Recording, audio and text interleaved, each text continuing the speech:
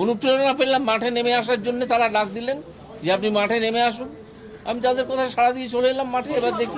তার কথা থেকে স্পষ্ট তিনি চেয়ারে বসে থাকাকালীন ছুটি নিয়ে নিজে থেকে বিজেপির সঙ্গে কথা বলতে গেছিলেন। বিচারপতির চেয়ারে বসে তার সরকার বিরোধী পর্যবেক্ষণ রায়গুলোর পলিটিক্যাল মার্কেটিং করে কেরিয়ার গড়ার জন্য বিজেপির সঙ্গে দরাদরি করতে গিয়েছেন। তৃণমূলের সঙ্গে বারবার সংঘাতে জড়িয়েছেন অভিজিৎ গঙ্গোপাধ্যায়। কখনো তাঁকে সরাসরি আক্রমণ করেছে তৃণমূল, কখনো পাল্টা আক্রমণ শানিয়েছেন তিনিও। মঙ্গলবারও সেই তরজা থামল না। এই মুহূর্তে রাজ্যের রাজনীতিতে তৃণমূল বলে যে দলটি আছে সেটা সম্পূর্ণ একটি দুষ্কৃতীদের দল। এটাকে কোনো পলিটিক্যাল পার্টি বলে আমি মনে করি না, এটা একটা যাত্রা পার্টি। আজ আদালত অবমাননা করেছেন।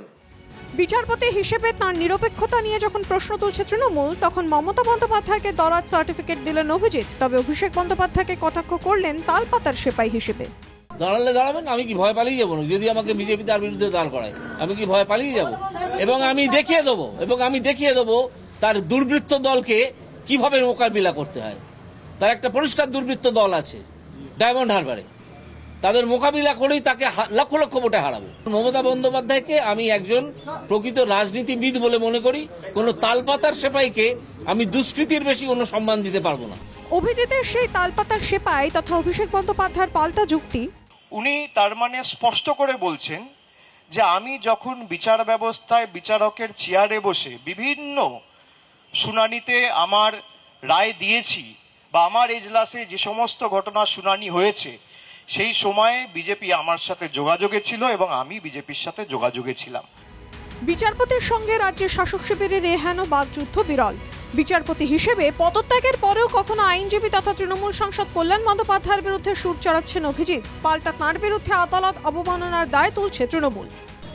His brand identity is that, and he talks like that.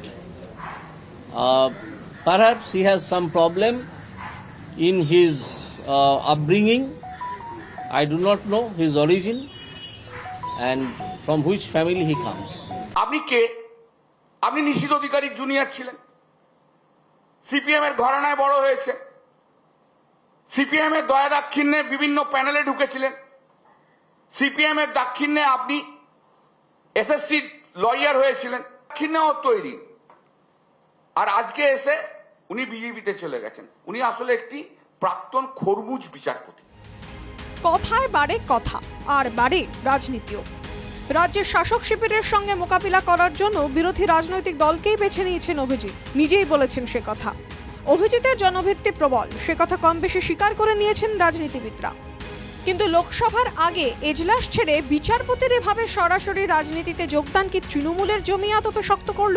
উত্তর দেবে সময়। Bureau report, NKTV Bangla.